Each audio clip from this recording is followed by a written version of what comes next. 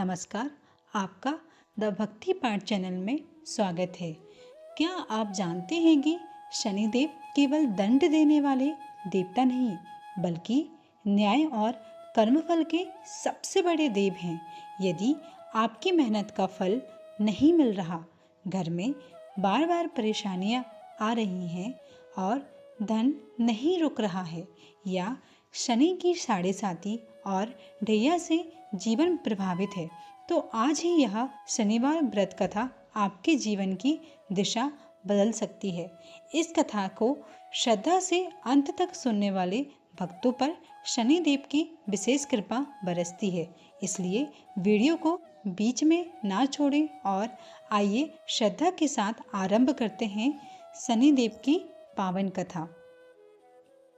शनिवार का व्रत शनिदेव के कोप से मुक्ति और उनकी कृपा पाने के लिए किया जाता है। व्रत रखने वाले सुबह स्नान करके काले कपड़े पहने शनिदेव को तेल, काले तिल और नीले फूल चढ़ाएं और व्रत कथा का पाठ करें। शनिवार का व्रत ग्रह दोषों से मुक्ति दिलाता है। शनि की साढ़े साती खत्म होते ही और आप अपने जीवन में आगे बढ़ते रहते हैं। मगर क्या आपको शनिवार व्रत के पीछे की कहानी मालूम है? क्या आपको पता है कि शनिवार का व्रत क्यों किया जाता है? आइए आज हम जानते हैं शनिवार की व्रत कथा। एक समय स्वर्गलोक में सबसे बड़ा कौन है के प्रश्न पर 9 ग्रहों में वाद विवाद हो गया। विवाद इतना बढ़ गया कि परस्पर भयंकर युद्ध की स्थिति बन गई। निर्णय के लिए सभी देवता देवराज इंद्र के पास पहुँचे और बोले, हे देवराज, आपको निर्णय करना होगा कि हम में से सबसे बड़ा कौन है। देवताओं का प्रश्न सुनकर देवराज इंद्र उलझन में पड़ गए। इंद्र बोले, मैं इस प्रश्न का उत्तर देने में असमर्थ हूँ। हम सभी पृथ्वी लोक के उज्जैनी नगरी में राजा विक्रमादित्य के पास चलते हैं। देवराज इंद्र सहित सभी ग्रह देवता उज्जैनी नगर पहुँचे। महल में पहुंचकर जब देवताओं ने उनसे अपना प्रश्न पूछा, तो राजा विक्रमादित्य भी कुछ देर के लिए परेशान हो उठे, क्योंकि सभी देवता अपनी अपनी शक्तियों के कारण महान थे। किसी को भी छोटा या बड़ा कह देने से उनके क्रोध में प्रकोप से भयंकर हानि पहुंच सकती थी। अचानक राजा विक्रमादित्य को एक उपाय सूझा और उन्होंने विभिन्न धातुओं स्वर्ण, रजत, चांदी, कांसा, ताम्र, सीसा, रांगा, जस्ता, अवक्र व लोहे के 9 आसन बनवाए। धातुओं के गुणों के अनुसार सभी आसनों को एक दूसरे के पीछे रखवाकर उन्होंने देवताओं को अपने अपने सिंहासन पर बैठने को कहा। देवताओं के बैठने के बाद राजा विक्रमादित्य ने कहा, आपका निर्णय तो स्वयं हो गया। जो सबसे पहले सिंहासन पर विराजमान है, वही सबसे बड़ा है।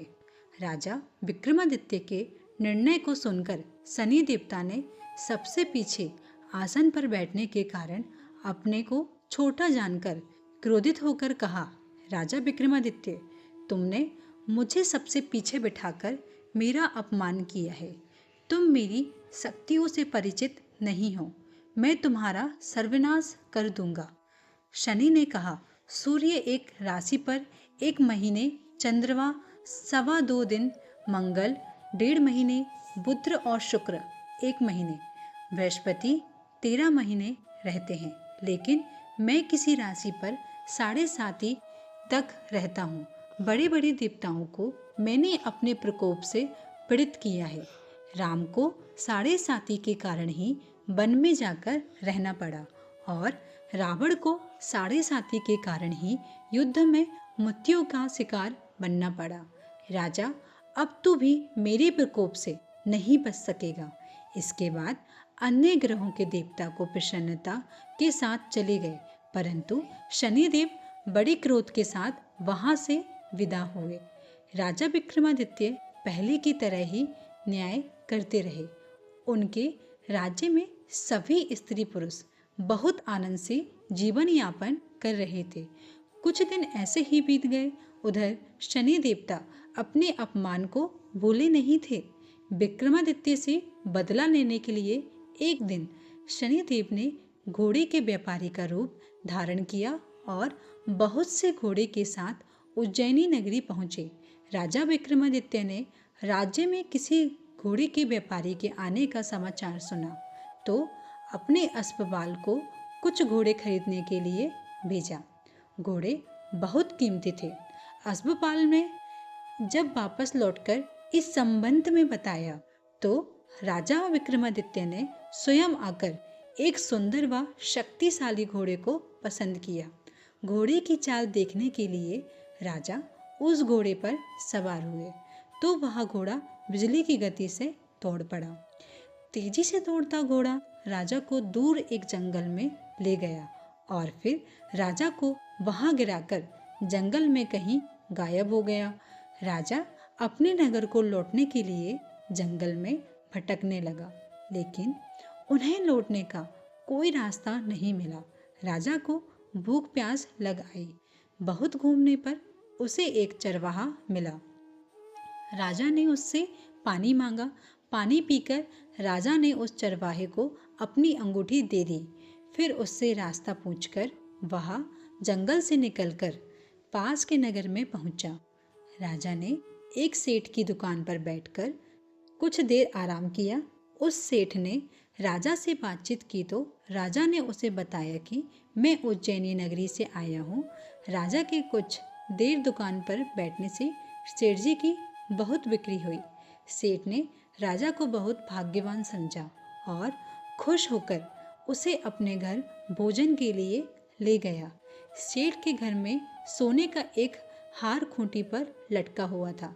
राजा को उस कमरे में छोड़कर सेठ कुछ देर के लिए बाहर गया।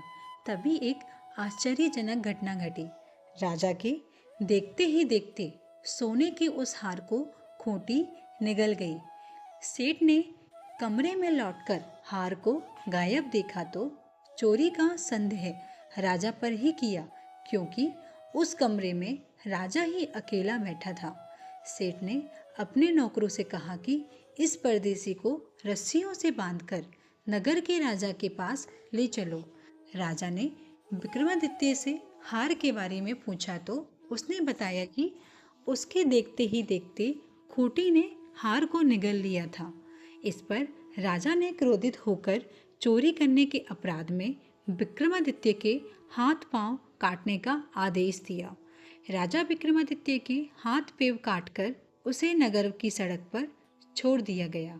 कुछ दिन बाद एक तेली उसे उठाकर अपने घर ले गया और उसे अपने कोल्हू पर बैठा दिया। राजा आवाज देकर बैलों को हाँकता रहता। इस तरह तेली का बेल चलता रहा और राजा को भोजन मिलता रहा। शनि के प्रकोप की 7.5 पूरी होने पर वर्षा ऋतु प्रारंभ हुई। राजा विक्रमादित्य एक रात मेघ मल्हार गा रहा था कि तभी नगर के राजा की लड़की राजकुमारी मोहिनी रथ पर सवार उस तेली के घर के पास से गुजरी। उसने मेघ मल्हार सुना तो उसे बहुत अच्छा लगा और दासी को भेजकर गाने वाले को बुला लाने को कहा। दासी ने लौटकर राजकुमारी को अपंग राजा के बारे में सब कुछ बता दिया। राजकुमारी उसके मेघ मल्हार से बहुत मोहित हुई, अतः उसने सब कुछ जानकर भी अपंग राजा से विवाह करने का निश्चय कर लिया। राजकुमारी ने अपने माता पिता से जब यह बात कही तो वे हैरान रह गए। रानी ने मोहिनी को समझाया, बेटी तेरे भाग्य में तो किसी राजा की रानी होना लिखा है, फिर तो उस अपंग से विवाह करके अपने पांव पर कुल्हाड़ी क्यों मार रही है। राजकुमारी ने अपनी जिद नहीं छोड़ी। अपनी जिद पूरी कराने के लिए उसने भोजन करना छोड़ दिया और प्राण त्याग देने का निश्चय कर लिया। आखिर राजा रानी को विवश होकर अपंग विक्रमादित्य से राजकुमारी का विवाह करना पड़ा। विवाह के बाद राजा विक्रमादित्य और राजकुमारी तेली के घर में रहने लगे। उसी रात स्वप्न में शनिदेव ने राजा से कहा, राजा, तुमने मेरा प्रकोप देख लिया। मैंने तुम्हें अपने अपमान का दंड दिया है। राजा ने शनिदेव से क्षमा करने को कहा और प्रार्थना की, हे शनिदेव, आपने जितना दुख मुझे दिया है अन्य किसी को ना देना। शनिदेव ने कुछ सोच समझ कर कहा, राजा, मैं तुम्हारी प्रार्थना स्वीकार करता हूँ। जो कोई स्त्री पुरुष मेरी पूजा करेगा, शनिवार को व्रत करके मेरी व्रत कथा सुनेगा, उस पर मेरी अनुकंपा बनी रहेगी। प्रातःकाल राजा विक्रमादित्य की नींद खुली तो अपने हाथ पांव देखकर राजा को बहुत खुशी हुई। उसने मन ही मन शनिदेव को प्रणाम किया। राजकुमारी भी राजा के हाथ पांव सही सलामत देखकर आश्चर्य में डूब गई। तब राजा विक्रमादित्य ने अपना परिचय देते हुए शनिदेव के प्रकोप की सारी कहानियां सुनाई। सेठ को जब इस बात का पता चला तो दौड़ता हुआ तेली के घर पहुंचा और राजा के चरणों में गिरकर क्षमा मांगने लगा। राजा ने उसे क्षमा कर दिया क्योंकि यह सब तो शनिदेव के प्रकोप के कारण हुआ था। सेठ राजा को अपने घर ले गया और उसे भोजन कराया। भोजन करते समय वहाँ एक आश्चर्य घटना घटी। सबके देखते देखते उस खूंटी ने हार उगल दिया। सेठ जी ने अपनी बेटी का विवाह भी राजा के साथ कर दिया और बहुत से स्वर्ण आभूषण, धन आदि देकर राजा को विदा किया। राजा विक्रमादित्य राजकुमारी मोहिनी और सेठ की बेटी के साथ उज्जैनी पहुँचे तो नगरवासियों ने हर्ष से उनका स्वागत किया। अगले दिन राजा विक्रमादित्य ने पूरे राज्य में घोषणा कराई कि शनिदेव सब देवों में सर्वश्रेष्ठ हैं। प्रत्येक स्त्री पुरुष शनिवार को उनका व्रत करे और व्रत कथा अवश्य सुने। राजा विक्रमादित्य की घोषणा से शनिदेव बहुत प्रसन्न हुए। शनिवार का व्रत करने और व्रत कथा सुनने से कारण सभी लोगों की मनोकामनाएं शनिदेव की अनुकंपा से पूरी होने लगी। सभी लोग आनंद पूर्वक रहने लगे। आइए अब हम जानते हैं शनिदेव के जन्म और महिमा के बारे में। जय श्री शनिदेव महाराज। हिंदू धर्म में शनिदेव को न्याय, कर्म और सत्य के देवता माना जाता है। वे किसी के शत्रु नहीं हैं, बल्कि प्रत्येक जीव को उसके कर्मों के अनुसार फल देने वाले निष्पक्ष देव हैं। जो व्यक्ति धर्म और सत्य ईमानदारी के मार्ग पर चलता है, उस पर शनिदेव की विशेष कृपा बनी रहती है। आइए जानते हैं शनिदेव का जन्म कैसे हुआ। पौराणिक कथाओं के अनुसार भगवान सूर्यदेव का विवाह संज्ञा देवी से हुआ था। सूर्यदेव के तेज को सहन न कर पाने के कारण संज्ञा देवी अपनी छाया को अपने स्थान पर छोड़कर तपस्या करने चली गई। उसी छाया स्वरूप का नाम छाया देवी था। समय बीतने पर सूर्यदेव और छाया देवी के यहाँ एक तेजस्वी पुत्र का जन्म हुआ। यही बालक आगे चलकर भगवान शनिदेव के नाम से प्रसिद्ध हुए।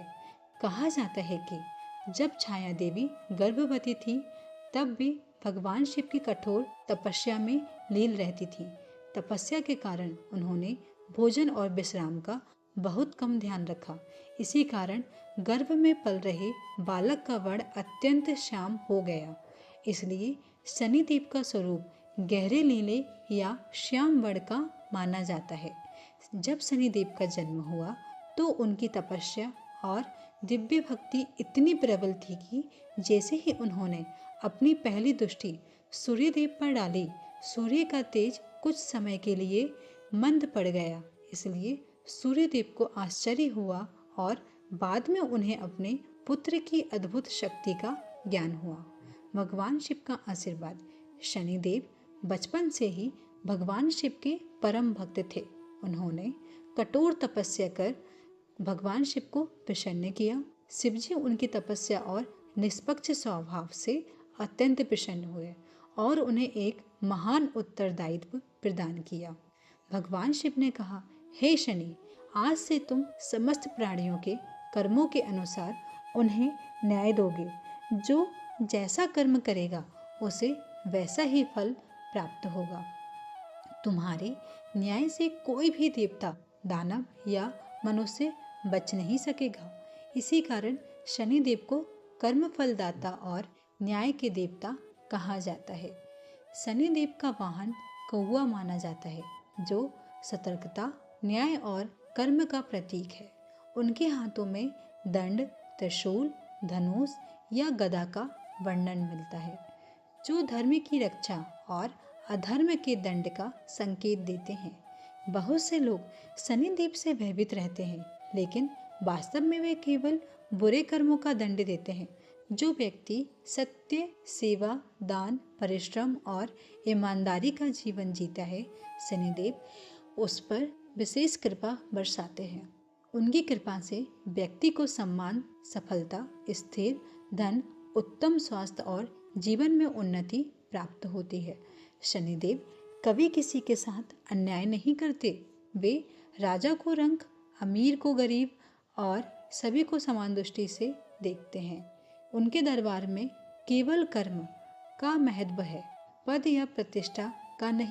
अब हम जानेंगे शनिवार व्रत की संपूर्ण पूजा विधि। शनिवार का व्रत भगवान शनिदेव की कृपा प्राप्त करने, शनि दोष, साढ़े साती, ढैया, आर्थिक संकट, रोग, शत्रु बाधा और जीवन की कठिनाइयों को दूर करने के लिए किया जाता है। इस व्रत को श्रद्धा, संयम और नियम पूर्वक करने से शुभ फल प्राप्त होते हैं। प्रातः काल की तैयारी। ब्रह्म मुहूर्त में उठकर स्नान करें। साफ एवं संभव हो तो गहरे नीले या काले रंग के स्वच्छ वस्त्र धारण करें। पूजा स्थान की अच्छी तरह सफाई करें। भगवान गणेश का स्मरण कर पूजा का संकल्प लें। शनिदेव की प्रतिमा या चित्र लें। सरसों का तेल, तिल के तेल का दीपक, काली तिल, साबुत काली उड़द, नीले या काले पुष्प, धूप, अगरबत्ती, अक्षत, चावल, रोले या चंदन, गुड़ और काला चना, मौसमी फल, पीपल के वृक्ष के लिए जल और नारियल। संकल्प कैसे करें, आइए जानते हैं। दोनों हाथों में जल, अक्षत और पुष्प लेकर संकल्प करें। मैं अपने समस्त पापों के नाश, परिवार की सुख समृद्धि, स्वास्थ्य, शनि दोष की शांति तथा भगवान शनिदेव की कृपा प्राप्ति के लिए श्रद्धा पूर्वक शनिवार व्रत एवं पूजा करता या करती हूँ। पूजा की विधि जानते हैं। सबसे पहले भगवान गणेश का पूजन करें। इसके बाद शनिदेव के चित्र या प्रतिमा के सामने दीपक जलाएं। धूप एवं अगरबत्ती अर्पित करें। चंदन, अक्षत, पुष्प अर्पित करें। काले तिल और काली उड़द अर्पित करें। सरसों का तेल अर्पित करें। गुड़ और काले चने का भोग लगाएं। शनिदेव के मंत्रों का श्रद्धा पूर्वक जाप करें। शनिवार व्रत कथा या श्रवण का पाठ करें। शनिदेव की आरती करें। पूजा के बाद पीपल के वृक्ष पर जल चढ़ाएं। तिल के तेल का दीपक जलाएं तथा 7 या 11 परिक्रमा करें। आइए जानते हैं कौन से मंत्र का जाप करें। ओम स शनिश्चराय नमः कम से कम 108 बार जाप करें। दान का क्या महत्व है? शनिवार को अपनी सामर्थ्य अनुसार दान करें, जैसे कि काले तिल, काली उड़द, सरसों का तेल, काला कंबल, लोहे का पात्र, जूते, चप्पल, भोजन एवं वस्त्र। दान सदैव श्रद्धा से और बिना अहंकार से करें। यदि आपने लगातार 11, 21, 31 या 51 शनिवार का व्रत किया है तो अंतिम शनिवार को उद्यापन किया जाता है। आइए जानते हैं उद्यापन की विधि। प्रातः स्नान कर संकल्प लें। शनिदेव का विधिवत पूजन करें। दीपक, धूप, पुष्प, काले तिल और तेल अर्पित करें। शनिवार व्रत कथा का पाठ या श्रवण करें। शनिदेव की आरती करें। ब्राह्मण, गरीब या जरूरतमंदों को भोजन कराएं। सामर्थ्य अनुसार दान करें। पीपल के वृक्ष की पूजा करें। भगवान शनिदेव से प्रार्थना करें कि भविष्य में भी उनकी कृपा बनी रहे। प्रसाद सभी भक्तों में वितरित करें। हे न्याय के देव, कर्म फलदाता भगवान शनिदेव, यदि इस व्रत, पूजा या कथा में मुझसे कोई त्रुटि हुई हो तो कृपया मुझे मुझे क्षमा करें। अपने भक्तों पर सदैव कृपा दृष्टि बनाए रखें। हमारे जीवन में दुख, रोग, भय, क्षण, शत्रु बाधा और सभी कष्ट दूर करें। हमें सत्य, धर्म और सत्कर्म के मार्ग पर चलने की शक्ति दें। आपके आशीर्वाद से हमारे परिवार में सुख, शांति, समृद्धि, उत्तम स्वास्थ्य और सद्बुद्धि बनी हो। ओम सा शनिश्चराय नमः। यदि आपने यहाँ पावन शनिवार व्रत कथा श्रद्धा और विश्वास के साथ सुनी है तो कमेंट में अवश्य लिखें ओम स शनिश्चराय नमः। भगवान शनिदेव आपकी सभी बाधाएं दूर करें, आपको न्याय, सुख, समृद्धि और उत्तम स्वास्थ्य प्रदान करें। जय शनिदेव महाराज। यदि यह कथा आपको अच्छी लगी हो तो वीडियो को लाइक करें, अपने परिवार, मित्रों और सभी श्रद्धालुओं के साथ शेयर करें तथा ऐसे ही सनातन धर्म से जुड़े व्रत, कथा, पूजा विधि, मंत्र और भक्ति वीडियो देखने के लिए हमारे चैनल को सब्सक्राइब करना और बेल आइकन को अवश्य दबाएं। शनिदेव महाराज आप सभी के जीवन से दुख, कष्ट, रोग, क्षण, शत्रुबाधा, ग्रह दोषों को दूर करें। बोलिए न्याय के देव, कर्म फलदाता भगवान श्री शनिदेव महाराज की जय। ओम श शनिश्चराय नमः। जय शनिदेव।